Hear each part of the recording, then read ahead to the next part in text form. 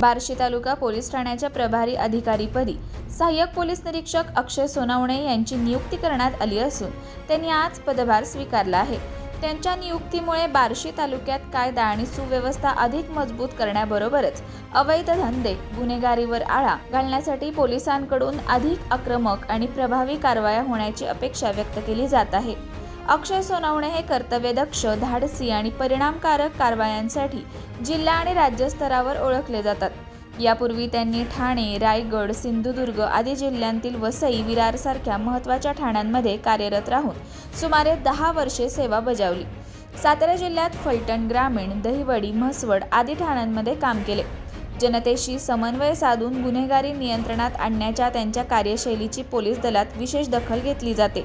त्यांच्या नेतृत्वाखाली अनेक मोठे गुन्हे उघडकीस आले असून लाखो रुपयांचा मुद्देमाल जप्त करण्यात आला आहे। बार्शी तालुक्यातील नागरिकांना आता अधिक सुरक्षित वातावरण मिळेल अशी आशा व्यक्त केली जात आहे। अशाच नवनवीन अपडेट्ससाठी आमच्या खबर गावाकडची या चॅनेलला सबस्क्राईब करा, आमचे व्हिडिओ लाईक करा आणि शेअर करा। धन्यवाद।